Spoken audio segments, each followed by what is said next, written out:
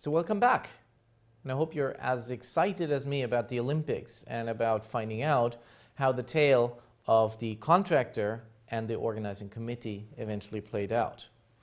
Okay, remember what happened here.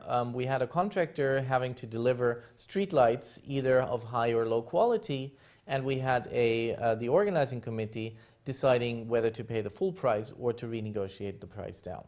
And we had this game. This game would last for 5 months. Okay, every time we had 100 street lamps. So let's see how this plays out. But to do that, we'll have to revisit a concept that we did in the last session, which is backward induction. What is backward induction? It's basically a technique that can be used to analyze repeated games with finite repetitions. It's a process of reasoning backward in time. So we first consider the last stage of a game, and we determine the best action at that time. Once we have that last action, or the last best action, we take the information and use it to determine what to do in the penultimate stage. And we keep on repeating that process until the best strategy for every stage of the game is likely to be found. So let's just recap this situation with the Olympics. We know the installation takes 5 months, and we know that every month 100 streetlights can be manufactured and installed. We know that the contractor can threaten the organizing committee and say, well, if you ever renegotiate the price in any 1 month, then we'll deliver low quality from then onwards. And by the same token, vice versa, the organizing committee can threaten the contractor and say, well, if you ever deliver low quality in 1 month, then we'll renegotiate the price for all future periods, for all future months. So with that information, let's take the situation and start analyzing it from the back, as we would in backward induction. Okay, so what are the payoffs in month 5? This is the last month of interaction, meaning that no threat of retaliation exists in the subsequent period. So we have this game matrix, again with a contractor, with the organizing committee, who can accept or renegotiate the price, and the contractor will deliver high or low quality.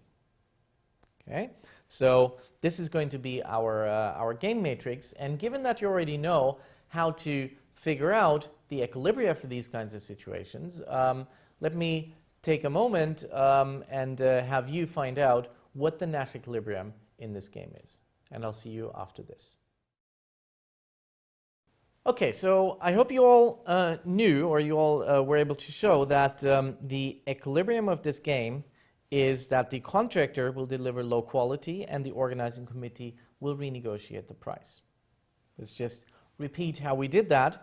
If the organizing committee accepts the price, the contractor has an incentive to deliver low quality. If the organizing committee renegotiates the price, then again the contractor has an incentive to deliver low quality because 8,000 is a higher payoff than 5,000. If the contractor delivers high quality, then it's better for the organizing committee to renegotiate the price because that gives them a payoff of 25,000 rather than 15,000. And if the contractor goes for low quality, then it's better for the organizing committee to renegotiate the price. Okay? So looking at that, this shows us that the equilibrium in month 5 is going to be for the contractor to deliver low quality, for the organizing committee to renegotiate the price. The future does not matter because there is no future. This is the last month of the game. This is the last time we'll play the game. So let's see how this plays out in period 4, in month 4. We've already figured out that in month 5 there's not going to be cooperation. It breaks down for sure. Threatening to retaliate if there's no cooperation in month 4 is completely useless. So it's not credible, meaning that if we take the game in month 4, this is what we have, and we can analyze it as if it were the last period of the game. So if this is the last period of the game and we play it just a single time, we know that the outcome, again, is going to be low quality by the contractor and renegotiate price by the organizing committee. So we know what's going to happen in month 4, and we know what's going to happen in month 5. There's not going to be cooperation. So in month 3, the threat of retaliation is really not credible again. So we take that situation as if it were the last time we play the game. And again, I guess you sort of get the message. Again, the equilibrium of this game is going to be for the contractor to deliver low quality, for the organizing committee to renegotiate the price. We'll skip month 2 because by now you figured out that basically month 2 is going to look very much like month 3, 4, and 5. So let's go back to the very start of the game. Month 1, surely if reputation, if a threat ever matters, it would be in the first period we play this game. Okay? Building up a reputation is going to be most useful if you do it in period 1. But you know already in period 1, in month 1, that there's no cooperation in months 2, 3, 4, and 5. So therefore, the threat of retaliation in month 1 is not credible again. So therefore, this is how the game looks like, and this is what the outcome is going to be in month 1. So to summarize, if we follow backward induction, the process of looking at the end of the game and solving it and moving it forward, we find that the contractor will deliver low quality in all months. The organizing committee will always renegotiate a lower price. And so therefore, we will end up in a suboptimal equilibrium. We will end up in a situation where cooperation between the two parties never even gets going. This outcome is triggered by the fact that in the last stage of the game, there's no further threat of retaliation. Okay?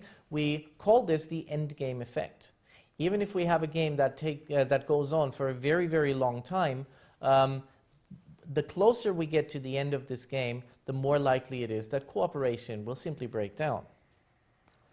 And this holds for any prisoner's dilemma with a finite number of repetitions. So it doesn't matter if we played 5 times as here, if we played 2 times, if we played 15 times.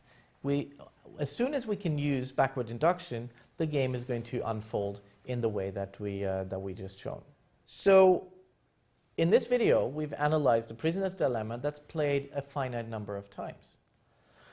Given the fact that the threat of retaliation is not an issue in the last round of the game, the players that are involved will act selfishly in all rounds of the game, and they won't be able to coordinate in a way such that they both realize higher payoffs. So the threat of retaliation is not credible in any stage of the game, which is what we call the endgame effect. Because there is an end to the game, it unfolds. So in the following video, we'll look at another type of repeated games. And in these games, the number of repetitions is not clear from the beginning. So there's no end point that we can identify from the start. There might even be no end point at all.